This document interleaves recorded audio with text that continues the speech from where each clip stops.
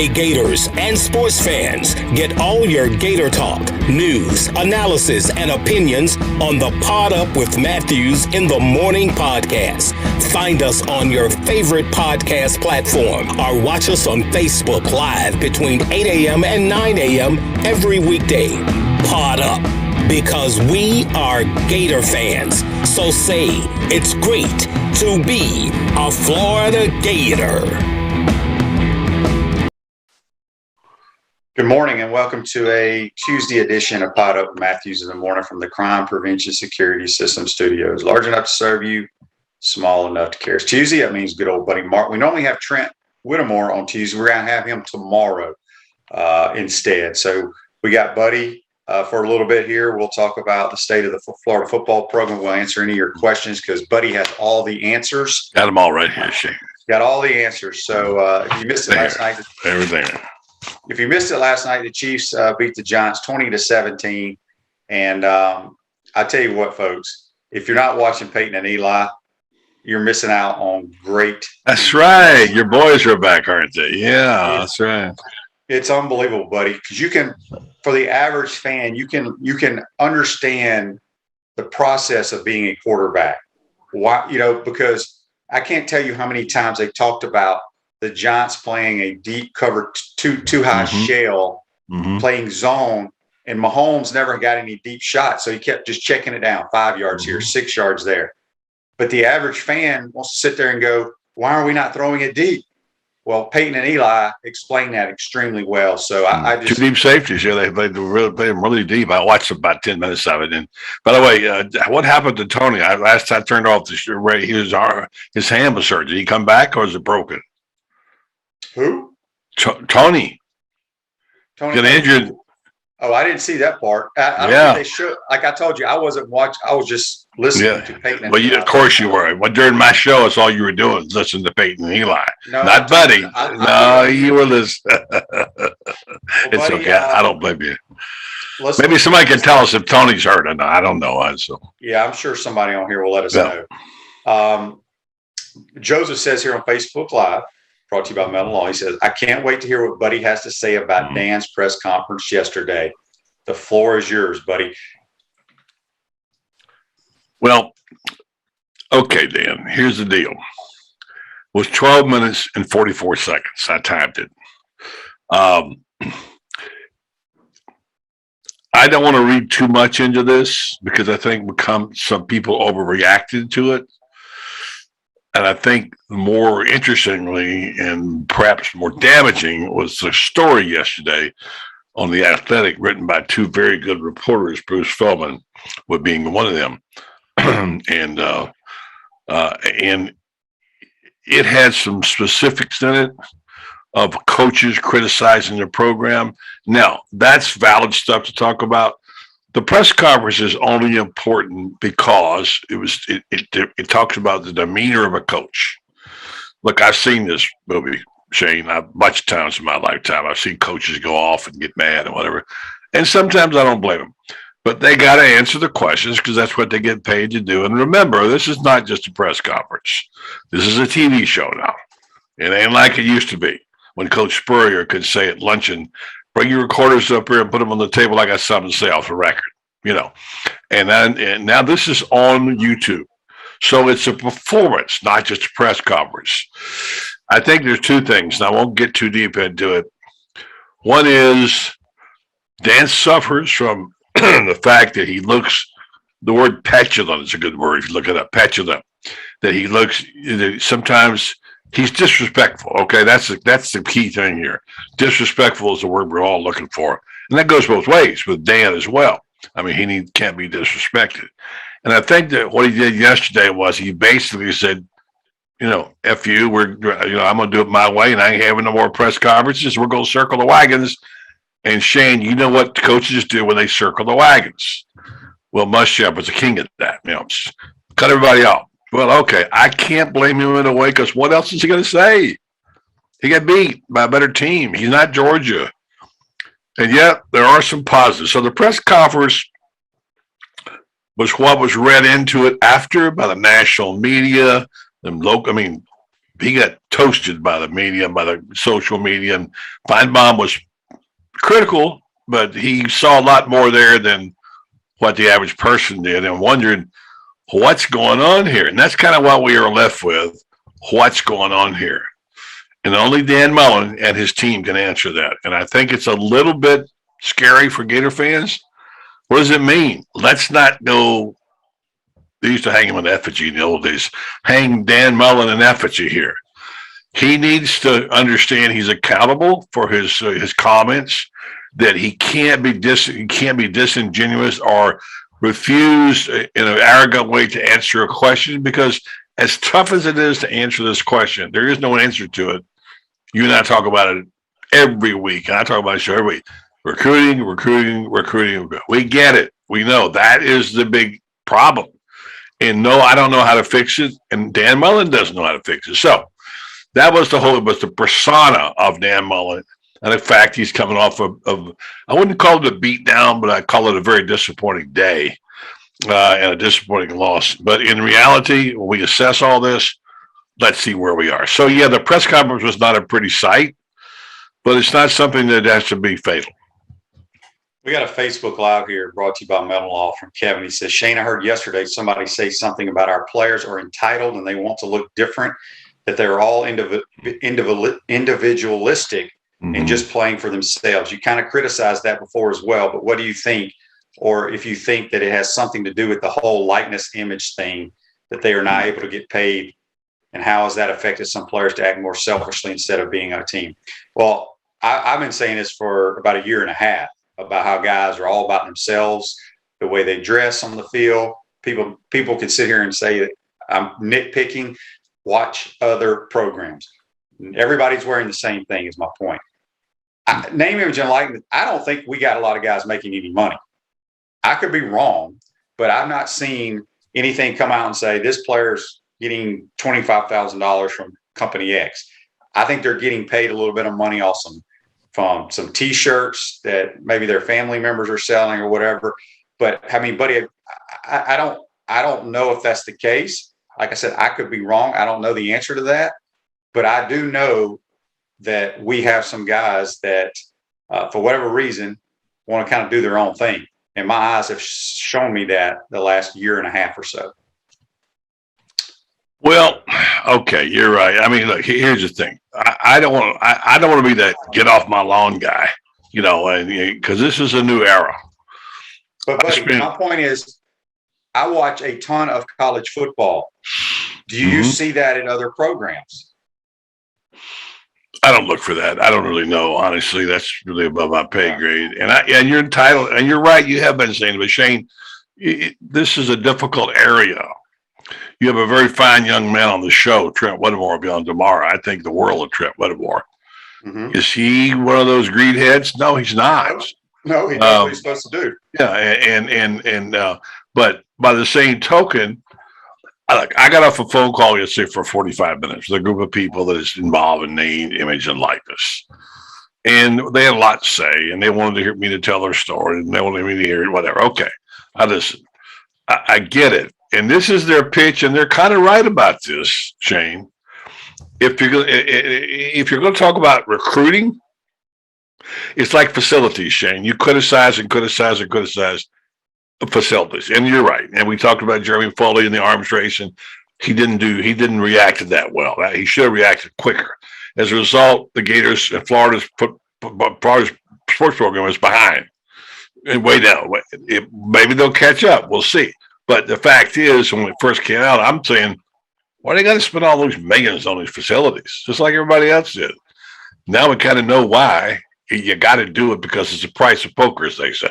You got to do it. In my mind, name, image, and likeness is very similar to that. And in the conversation I had, well, I mean, it's what it is. In 5 years, well, no, in 5 years, right? But here's the deal. If, in fact, this is true, the person I talked to who's involved in one of the bigger groups pointed this out. He's a very sound young man and he's got a lot on the ball. He's thought about it, working for it, not making any money right now, but he probably will. Some people I know are working with him, and you know him too. The bottom line is that if he's right, He says, I have a goal to get as many players as I can in six figures. Okay. I'm not saying he's going to do it. I'm just saying that's his goal. And he says he wants to be able to say he's got 1.3 million to go toward the players. That's a huge advantage for recruiting. It is, whether you like it or not. It's a huge advantage. If you say, Shane, come on here, I know you want to play for so and so, but I can guarantee you this much money. It's a fact. It's paid. It's getting paid now. Shane. Okay, so here's my point to that whole thing. Maybe it does help. Maybe Alabama, Georgia, and them are already doing that. But I would think we would have heard that player X is going to Georgia because Ford dealership is giving him $50,000 in a new truck. Too early for that yet. I don't agree with that because here's the thing. If you're going to get paid, your ass needs to produce before I give you anything. And that's why the kid that left early to go from Texas to go play quarterback at Ohio State, he may never take a snap for the Ohio State Buckeyes. And supposedly he's getting paid $1.3 million. I don't believe it, buddy. I don't believe it because whoever that company is, they're idiots. Because I just don't get it. Maybe that will help. The facilities is more important than NIL because I don't know. We'll have to get some NIL people on here, but bottom line is we need to recruit better players. I don't know if we walk into somebody's house and says we have $1.2 million to distribute among all the signees. I don't know if that's going to change a kid's mind. Again, the kids want to play at a place where they have a chance to win a national championship. And that's why right now, until we get into the hunt of the playoffs, we are going to struggle getting the top 5-star players in America. That's just my belief. I could be the idiot, but buddy, you have a company. I mean, think about it. Would you want to give money to a kid who has not produced at all? Well, depends on what you mean. I would give Trent Whittemore a little bit of money because I just you've seen him play. I know. Before I saw him play, I knew him, and I know the kind of person. Remember, he was the first winner of the Scott Bradley Trophy in the Ocala Quarterback Club. He came here. His dad came here. He came to the big deal with Terry Bradshaw. Anyway, I saw enough right there to say this guy's got something special. Now, do I have the insight to be able to do it? No, I don't have that ability. I can't tell you. But I get what you're saying. And I guess what we're going to do, I have to wait and see how it turns out. I don't know. But right now, I would say this. Any advantage that you have to help you recruit right now at the Florida program, it needs to be. Because they need help. They need to get some recruits in here. And I don't know the answer. I'm just saying, it's like this. I hate to compare it to COVID, but when the whole COVID thing came out, people started going to get vaccinated, going to get this, going to get that. I said, I'm going to do anything I can do, anything that improves my chances against getting COVID. If they tell me to stay home on Thursdays because that's better, I'm staying home on Thursdays. They tell me to get a shot, I'm getting a shot. They tell me whatever. I'm going to do anything I can to reduce the chances of me getting COVID. Now, this is the way it is with recruiting. They got to do anything they can do that's legal, moral, ethical, whatever, to get better players. If NIL does it, then that's what they ought to do. Joseph says here, I'm so tired of hearing about the new facility and how it's going to help our recruiting. That crap doesn't matter near as much as people think. I've been saying it's all about the coach's personality. Kirby's going to get those studs no matter. I think it's important to have that facility. I mean, we're the only ones that don't have it. Lauren says, I bet Raising Cane's isn't paying Spencer Rattler anymore, nor have I seen any more Nike ads. Return on investment. Here's the thing. We don't even know if they were paying Spencer Rattler. Also, another kid that signed with Raising Cane's, Miles Brennan, the quarterback at LSU that was hurt. He's in the transfer portal. Yeah. I'm just saying, I don't believe that these kids are getting paid. I think they're getting a gift card for $300 a week to go eat chicken. So that's my. So Nick Saban's a liar. I'm not saying he's a liar, but have you seen documentation that Bryce Young is making $1 million? I haven't, but do you think Nick Saban would lie about that? I think he would use it as a ploy. Okay. All right. We got a text here on the Titan of our text line. It comes from Donnie. He says, I would love to hear you guys explain recruiting budgets. Why are we spending so much less than the other teams in recruitment when compared to Georgia spending $2 million and even FSU at 1 million. The Gators are only spending 500,000. Seems strange. Well, you got the answer to that, Shane. You told me about it several times. Tell them what you know. Well, I don't know if it's the answer. I just know that supposedly we have our own school plane. So I don't know if they're adding in the cost of another plane. But look, Georgia and FSU, their coaches ain't hopping on a commercial flight at the local international airport.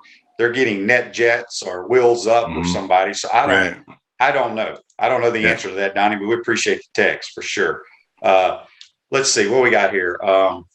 Okay, buddy, I want you to tell the story back to the press conference with Coach Mullen about the one athlete that you covered that didn't handle the media very well, but then he saw the light and he changed his attitude. Tell that story real quick. Well, this will be like the dark ages, and I'll try to make it short, okay? And I've been in the media for 60 years, and I've seen them come and go, and I've seen the good and the bad and whatever. This is the guy who was my all-time favorite athlete, the all-time favorite, okay?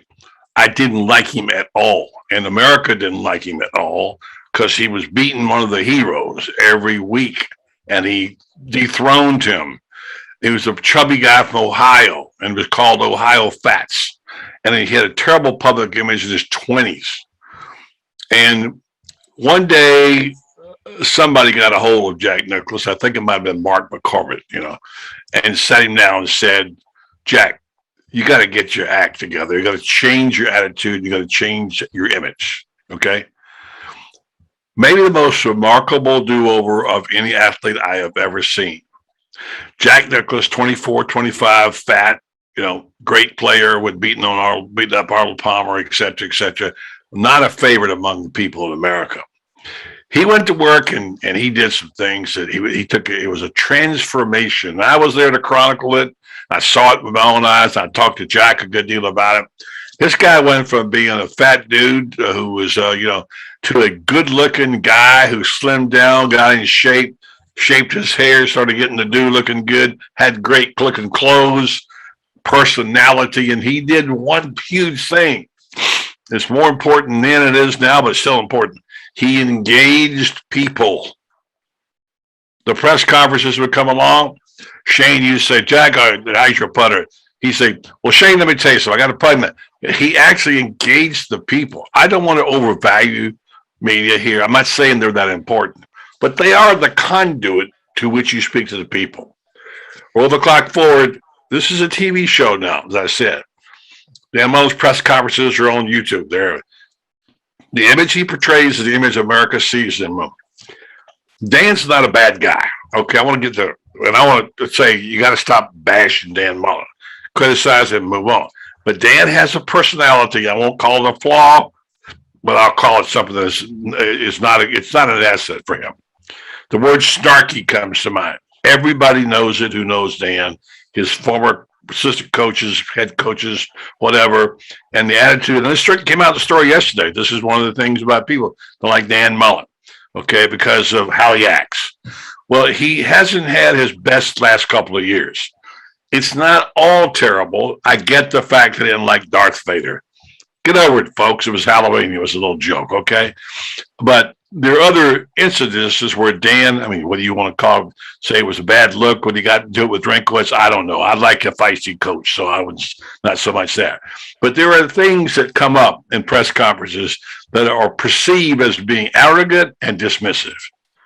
You cannot be arrogant and dismissive, not just to media, but to fans and people.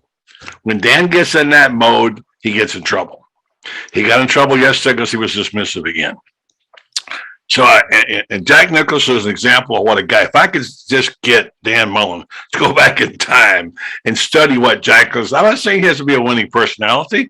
He didn't have to get Dale Carnegie course, although I'm sure Freddie Weeby would love that if he did, because he isn't. I just think it's time for us, Dan, to sit down and think, what's it going to cost me? I've known this one writer 14 years.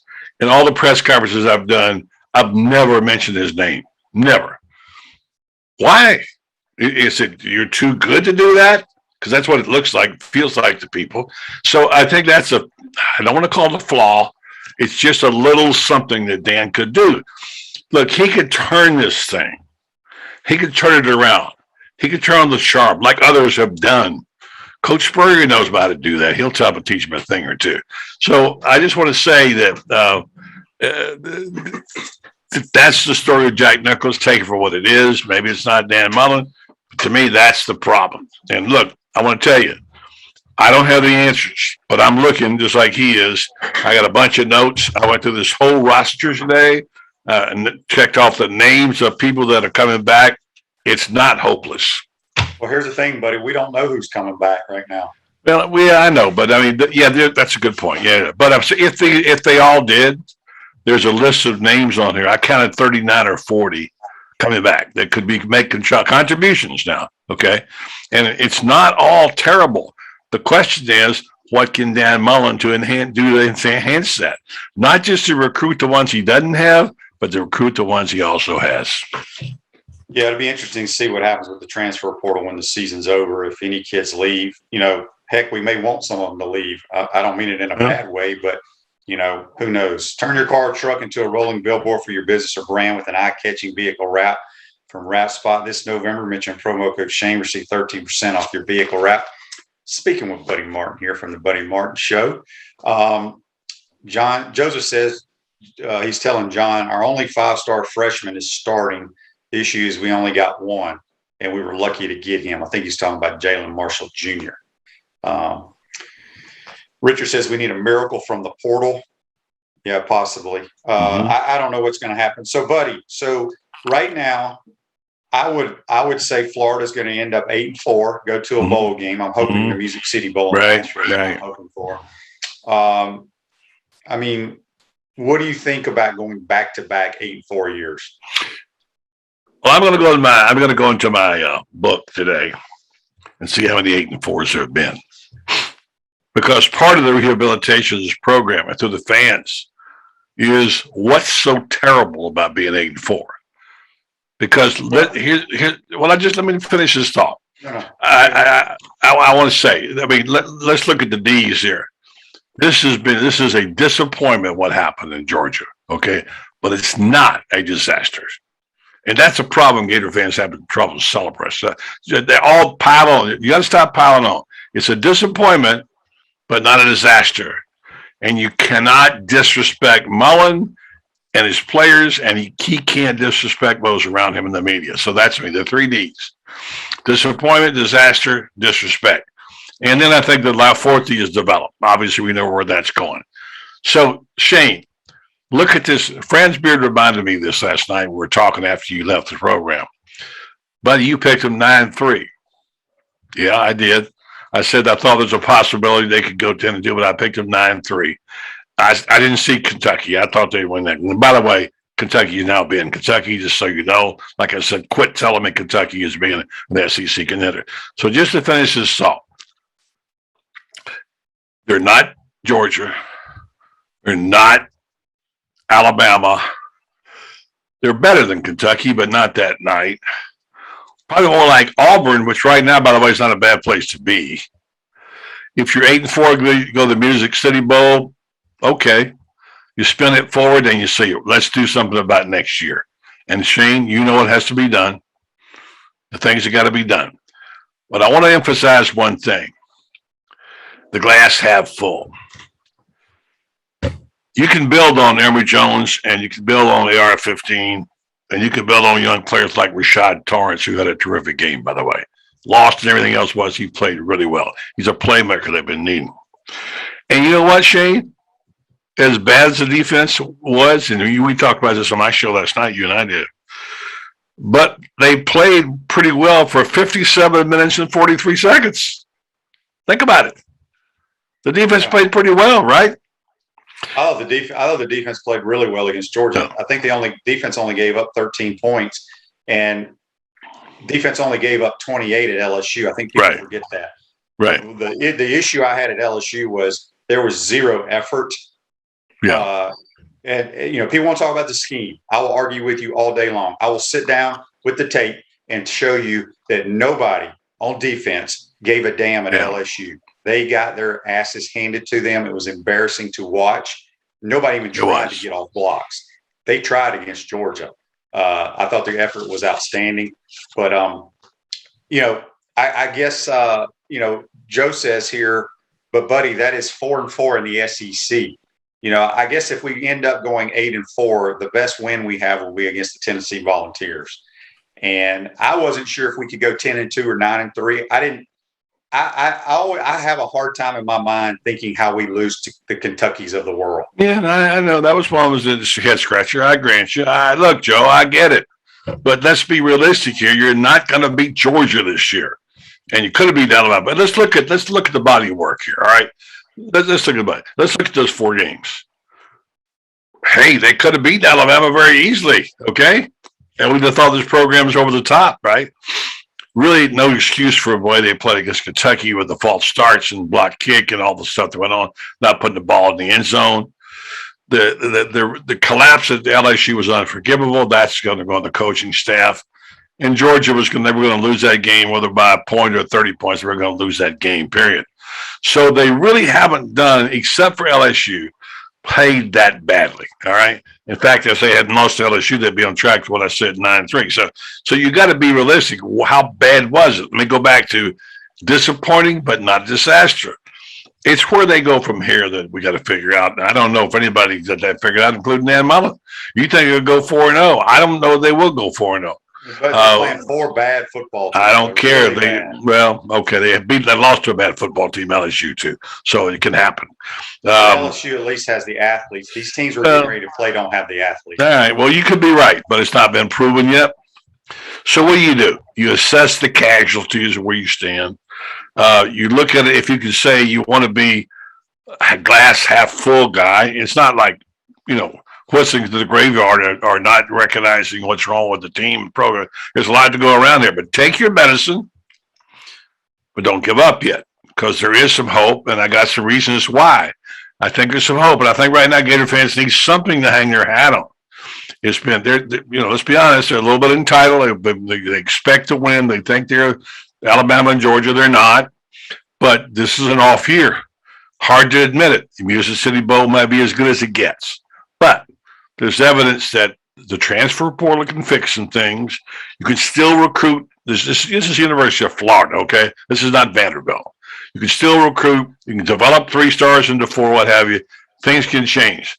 But right now, it's very tough because you can't, as the old cliche, you can't see the forest for the trees. Yeah, it's Alan wants to know, is UF under any recruitment restrictions and why? Not that I'm aware of at all. No, the show calls Dan Mullen had is over, and as far as I don't know what that. I don't understand that. Sometimes there are restrictions on head coaches, and Dan was reluctant to tell anybody when they ask about what you do in recruiting. He says, "I'm not going to get into who went where." I don't know if there's certain things Dan Mullen can't do. I don't know. I'm just ignorant, but we'll see. We'll see. Let me say this: Florida has a really good athletic director. I think Scott Strickland is world class. They got a really good football coach who's not having a great year, and they got a really good program. How do you build on that? I don't know, Shane. You tell me. I was reading some of these things, but I don't know. I don't know what the answer is. I do want you to touch on the article that was written by Bruce Feldman. I think you like his work, if I'm not mistaken. If you want to touch on that real quickly. Yeah, I wish I had the exact quotes of the whole article. It's online if you go and take The Athletic. And I read the article last night. He said, among other things, Florida's going backwards on the recruiting trail. The gap is growing. He didn't like the Mullen comment about the rope, pulling the rope, slipping through your hand, the burns. And I think the damning part was that he talked about the lack of effort. And the team wasn't that good. They don't know what they're doing. And this is coach is talking about it. Coach is talking about the fact that this program is not doing. They're not doing well. They're not fixing the problems. They're not playing good defense. They don't, like you said about the defense in LSU. They're not doing the job. Their program is not good. Their designs. I mean, it's a pretty critical article. And it's written by guys, G. Allen Taylor, who I know is a very solid football guy, and Bruce Feldman, who's one of the best. And they got these people to talk. And I think I detected one voice in there, although he wasn't named. I kind of know who it was. talking about it. I'm not going to say who it was, but they got some pretty good stuff. And they've talked about Dan's quirky behavior, about what he's doing here and what have you.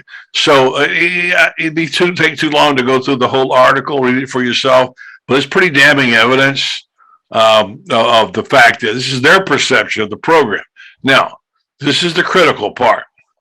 What is the part about, what about what they have left and what they can do about it? That's another matter. The article, again, let me just read you a couple of things real fast. Oh, I got it in front of me here. If I can find it. Hold on. Well, it won't let me. But anyway, yeah, read this in.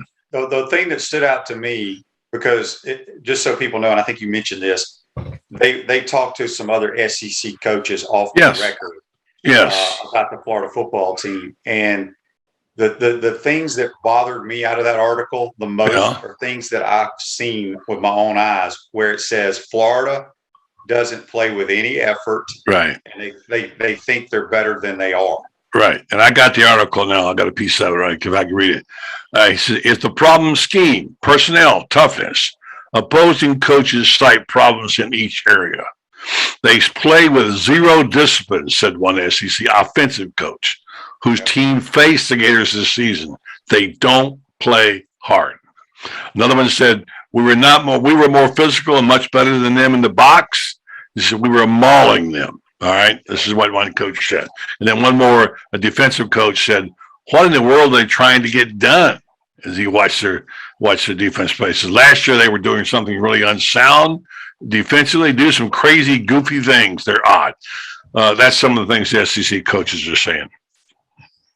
Yeah. So, but again, there's one thing as a football coach, no matter what level you coach, whether it's Pop Warner, middle school, high school, college, is whether you get your butt beat on a Saturday or Friday night, is can you lay your head on that pillow and when you go to bed and say, did my team play hard? And did they give great effort? Yeah. And that's the one thing that just, boy, gets under my skin when that doesn't happen. Yeah. Go ahead. Can I give the final points here before you kick me off, or maybe I'll wait if you want me to, but I just want to mention a couple other final points, a little bit more on the positive side. Okay. Is that all right now, or you want me to hold on? Absolutely. No, I'm all about positives. Okay. Let's assess them.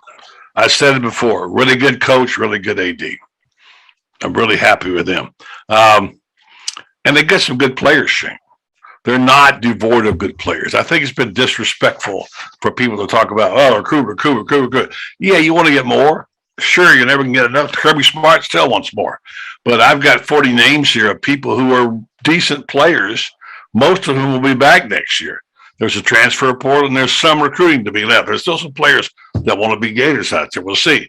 I think they can build through the transfer portal, but they're going to have to do a little better job of recruiting. And they got to hire some assistant coaches who can recruit. There's no question. I know people keep bringing Muschamp up. Muschamp's not going to come here, but the fact that that's the kind of assistant coach you want, who can be a position coach or a coordinator and be a really great recruiter, at least good. And so the final thing, well, I mean, look, let's see. You got to go look for it. I mean, I'm going to bring up Bobby Stoops again. Okay, Bobby Stoops wasn't a great recruiter, but he was a great coach. Is there a Bobby Stoops out there? This guy from Houston is getting a lot of talk right now. I don't know who he is. I've never. Dana Holderson? No, not Dana Holderson. No, the defensive coordinator in Houston, Belk. Oh.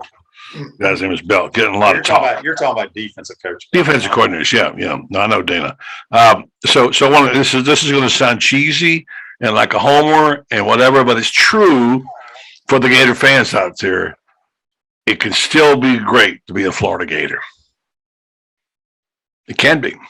Yeah. It's we got a long ways to go. I've had a couple of Facebook Lives here from different people talking about Dan needs to go recruit a pocket type passer like a Kyle Trask. I'm 100% on board there because I think that's how you win in college football these days. That's just my philosophy, my thought process. But if you go and you look at the teams that have been winning, buddy, the national titles or been in the hunt, they have some guys that can move around better than Trask, but they're not having quarterback power called 5 or 6 times a game for them. And I just think we need to address that, but I don't think it will happen.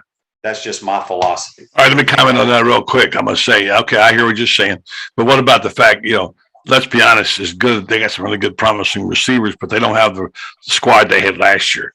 And who Tony and that bunch. I mean, they're not there. And so Kyle Trask got the ball to him and they made plays. Tony showed last night why he can do that. He was really terrific. So there's that. I mean, and let me say this about Mullen. If you believe a person's strength is also their weakness, Mullen takes whatever you give him. He took Chris Leak. Look what he did with Chris Leak. He took Tebow the way he did with Tebow. He's gone to Florida. He got Trask. What he's done with Trask. He didn't have Trask. He's got a terrific player in Anthony Richardson who can do both, by the way, who can do both. He's a complete. We still got to see it. Well, I'm saying it. I'm saying it now. I said it about Tony when he first came in here as a freshman. I said he's going to be a major player because you can't say that about him yet. He told me that for 3 years. Well, guess what? He did become that player. I'm not a visionary here. I'm just saying Anthony Richardson can do both. I've seen it with my eyes. I know he can do both. Now, can he do it every play? No. Can he do it right away? No. Can he do it next year? Maybe better. But they are a work in progress, and nobody's more a work in progress than number 15, who is, on my mind, is going to be, and your old coach said it too, a terrific player and possibly a Heisman Trophy winner. You never know. So I'm going with that. I'm thinking you hang your hat on that. And by the way, just a moment of respect for Emory Jones. Okay. Emory, here's the thing. Emory played great. He played terrific. If you flip the quarterbacks and Anthony had played that way at the end of the game, what would we be hearing on all the shows? Emory Jones should be playing. Yeah, I'm just telling people. I think Anthony has a chance to be a good quarterback. I've seen him play a lot of football, I know you have. way more than anybody on. You probably know too much about Anthony Richardson. Okay, I am not buying in because he has got to learn to throw the football a lot better. Okay. On the college level. Of course he does. I say it's a work in progress, but he's got. But I'll take that. But where I'm going with, and some of the people are commenting is, why don't we go get a guy or guys and have multiple on the roster that are good throwers? Okay, I'm so sick of that. Let's go get stuff. I've been hearing that. We're talking about recruiting, buddy. We're talking about. I know. But Shane, that's the problem. That's the problem. It's always wanting to get the ones you don't have. I'm sick of that. No. If you look at his track record, that's what he recruits. He recruits the athlete who could throw a little bit and is a good runner. I'm saying, look what we did with the guy that can throw the crap out of the football that he did not recruit. How about let's go recruit 2 or 3 of those, put them on the roster, and now we can try to win some games throwing the football. That's my philosophy.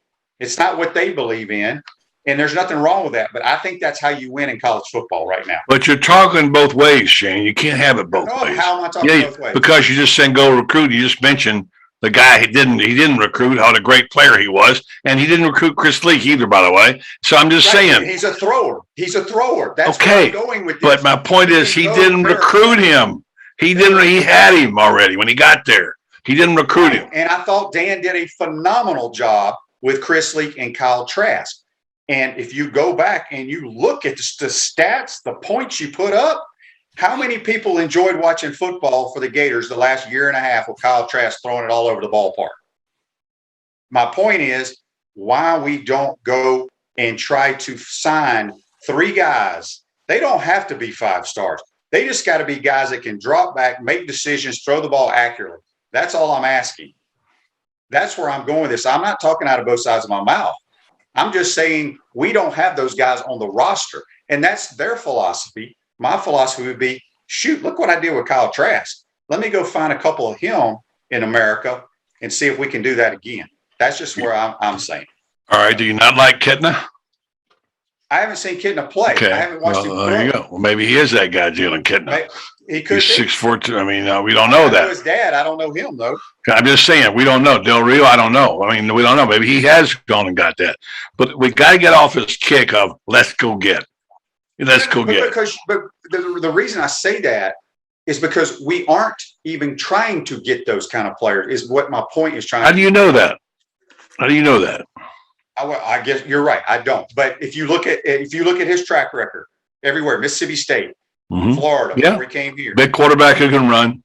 No question. And half the carries this year were by quarterbacks in the running game. There's no question. He likes a running quarterback. He gets them hurt. There's no doubt about it. That's part of what it is. But that's who Dan Mullen is, okay? The so-called quarterback whisperer now has lost that title, I guess. I don't know. He's a damn good quarterback coach. Now, I will say that he misses Johnson. Brian Johnson was there's no, I mean, I remember when Dan Mullen left Urban and Urban missed Dan Mullen. There's a piece nobody talks about there in Johnson. Johnson was close to those quarterbacks. He trained them really well. Whatever. Look where he is in the NFL.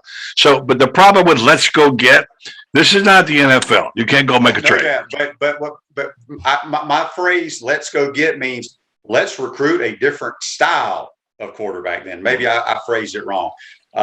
Gary says Stetson Bennett's not a 5-star, but he's a baller. The dude knows how to play quarterback, and he's extremely accurate. Good point. All right, buddy. Good stuff. Let everybody know who's on your show tonight. Well, it's going to be a new cast. Cassidy's gone now. She's on her way to Green Bay, and we're going to have Graham Hall is going to join us for the program tonight. And our new beat reporter, who's terrific. You'll hear a lot about her, Ainsley Lee. Who's doing some good stuff for Gator Bait. And by the way, thank you to everybody who supported Gator Bait. Been our all-time best month. Appreciate that very much. Thanks for having me on the show, and thanks for last night, Shane. You were terrific. It's awesome, man. Cassidy's going to love Green. Is she going to live in Green Bay? Yeah. Milwaukee or Green Bay, I'm not sure which one, but I know, Green Bay is. She's going to love the Packers. It's a phenomenal organization. Lambeau Field's my favorite. My friend Lindy Infante, who used to be the coach there, R.I.P. to him. He loved him some Green Bay, that's for sure. And a lot of people go there and love it. So, and by the way, I got 2 Packer fans in my family. My daughter in Pennsylvania and her husband grew up and they're huge Packer fans. They're excited about Cassidy going up there. So anyway, listen, I'll let you go. I know you got things to do, but good session. And hey, look, we're just looking for answers like everybody else, so we'll continue to do that. Yeah, we all got the correct answers, right, buddy? Good stuff, man. Thank you, Shane. Buddy Martin, join us on the Titan Tomorrow Hotline. We're going to take our first time out, come back. We'll follow up with a lot of these comments. You're watching and listening to Pod Up with Matthews in the morning. We want to take this moment to thank all our sponsors who keep the show going and pay the bills. Crime Prevention Security Systems, large enough to serve you, small enough to care. Titan MRI, Gainesville's only locally owned and operated MRI facility. Meldon Law, won't back down. Peachland Dental, Gator Nation's first choice for dentistry in Port Charlotte. Comfort Temp, comfort is our business, peace of mind is our promise. QC Kinetics, live pain-free with QC Kinetics. Great Clips, it's gonna be great. Our Gridiron sponsors are Auto ER, UF Bookstores, Celebration Point Town Center, South State Bank, Chris Doring Mortgage, Silverback Concrete Co. Some of our touchdown sponsors are Campus USA Credit Union, Adams Rib Company, Doreen Wiebe Realtor, Caldwell Banker, MM Parish, Gator Dominoes, Celebrate Primary Care, Gator Bait Media, Wrap Spot, Okido America, Gators Dockside, Style Cuts, Big Mills Cheesesteaks. If you are interested in promoting your business on the show, visit potupwithshane.com and click the advertise button. Again, thank you to all the great businesses that support the show. If you like what we are doing here, make sure you follow us and support the businesses that support us. Hi, Steve Spurrier here. You know, making a reservation at my restaurant is easier than a Saturday afternoon homecoming game against Vandy. You don't have to call or email. Just go to spurriers.com, hit the reservation button, pick a date, a number of guests, and a time. It's so simple, I can do it. In fact, I just did. Maybe I'll see you tonight.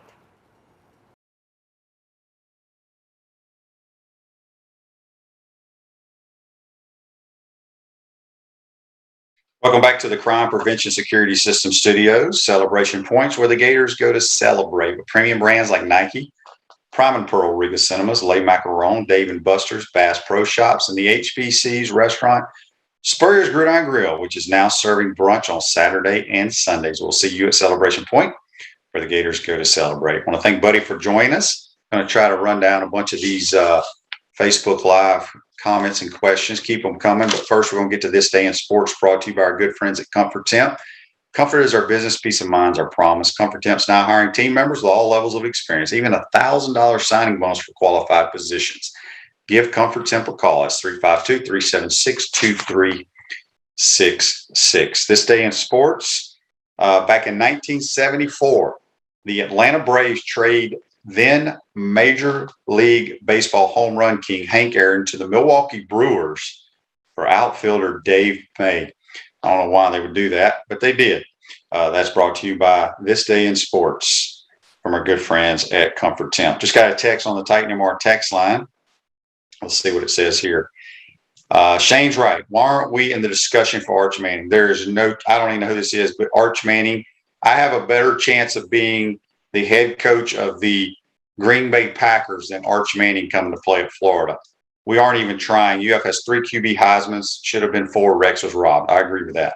No, Arch Manning, he will either be at Alabama or Texas, and then maybe LSU, depending on whoever their new coach will be. But he's a pure drop back passer.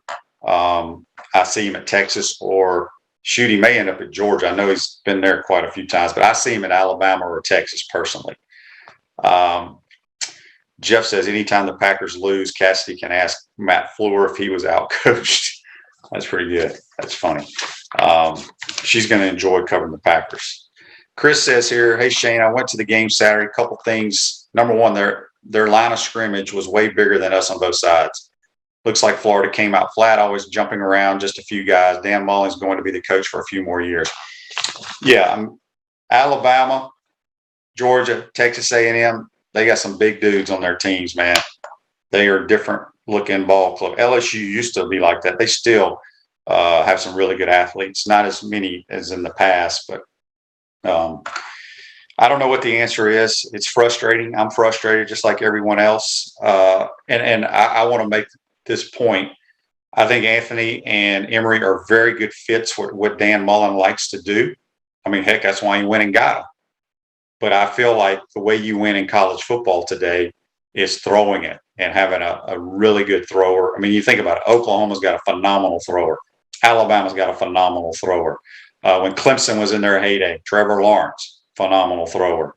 I like Stetson Bennett. He doesn't have to do a whole lot, but I think he's got things at the quarterback position you cannot coach. Who else is in the top? A&M's always going to have a decent quarterback. I mean, he's young, but they got really good players. So I don't know. I just think you need a thrower and a guy who can move just a little bit. Maybe call one run play for him during the game, not 7 to 8, and get your quarterback hurt. But that's just my philosophy. John says the Chiefs struggled again last night with the Giants. Do you see the Chiefs making the playoffs? I think they're 4-4 now. Here's what people are doing to the Chiefs. They're doing what people are doing to Mike Leach in the air raid. They're playing a 3-man front for the most part, dropping 8 into coverage, keeping everything in front of you, coming up, tackling. And bad things happen when you have to drive 75, 80 yards on any defense. You get a couple holding calls. You know, you throw one across the middle, guy gets hit by 3 guys, he fumbles. That's the way to play the Chiefs. Don't give them the big play. Do not play them man-to-man or you will get run out of the gym. And I think that's basically, people have been studying the Chiefs offense ever since they started their run, 2 years ago or maybe 3 years ago. And that's what you're seeing more and more. That's why you don't see the Chiefs scoring as many points, because the NFL is all about playing man coverage. They want to rush the passer with 5, play man-to-man on the back end.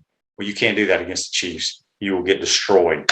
And so they're just playing zone, hoping they can get pressure on Mahomes, the 3 up front, and just keep everything in front of you.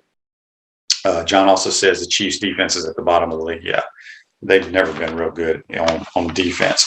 Hey, Chris Story Mortgage, they do mortgage lending right, helping home buyers throughout Gainesville and North Central Florida. Call Chris Story Mortgage today at 352-244-0840. If you missed it last night, Florida wins in men's basketball in an exhibition game against Emory-Riddle. We're going to have Chris Harry, hopefully, who covers. He's with the basketball team basically 24 hours a day for the most part. We'll have him on sometime this week, hopefully, give us a recap of what happened last night. A lot of new faces on this squad, and we'll see what happens. Let's see. I got a text here. It's just it's not what I needed. Where are the other? I had another Facebook Live, and it's gone away now.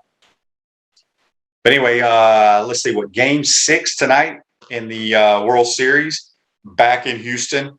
Braves try to clinch another World Series tonight in Houston. I don't know who's on the mound, but boy, they need to win tonight. You don't want to get to Game 7 against this lineup of the Astros.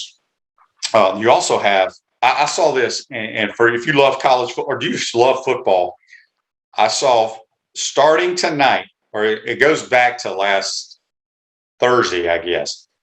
From Thursday until like the day after Thanksgiving, there's going to be football on TV every night. So you start your Maction tonight, I believe. Let me look that up real quick. I think college football is tonight. Yep, we got 3 games in the MAC tonight. So, yeah, from now on till the end of Thanksgiving, you're going to get football. Toby says, Florida needs Matthew Stafford type QB, accurate gunslinger. Boy, is he good. He is so dang good, it's scary. Just got another text here. It says, already read that one, my man. I accidentally ran it. So anyway, we're going to take our final time out of the program. Come back. We'll wrap up this Tuesday edition. You're watching and listening to Pot Up Matthews in the Morning from the Crime Prevention Security System Studios. We want to take this moment to thank all our sponsors who keep the show going and pay the bills. Crime Prevention Security Systems, large enough to serve you, small enough to care. Titan MRI, Gainesville's only locally owned and operated MRI facility. Meldon Law, won't back down. Peachland Dental, Gator Nation's first choice for dentistry in Port Charlotte. Comfort Temp, comfort is our business, peace of mind is our promise. QC Kinetics, live pain-free with QC Kinetics. Great Clips, it's gonna be great. Our Gridiron sponsors are Auto ER, UF Bookstores, Celebration Point Town Center, South State Bank, Chris Doring Mortgage, Silverback Concrete Co. Some of our touchdown sponsors are MB Listing, McDonald's of Gainesville, My IT Masters, Gainesville Neon and Signs, 84 Lumber, Tropical Smoothie Cafe, Avra and Smith, Dowling Signs, Baker's Sporting Goods, Ruse Ogra Agent, State Farm Insurance, Silver Cube Billiards and Sports Bar. If you are interested in promoting your business on the show, visit potupwithshane.com and click the advertise button. Again, thank you to all the great businesses that support the show. If you like what we are doing here, make sure you follow us and support the businesses that support us.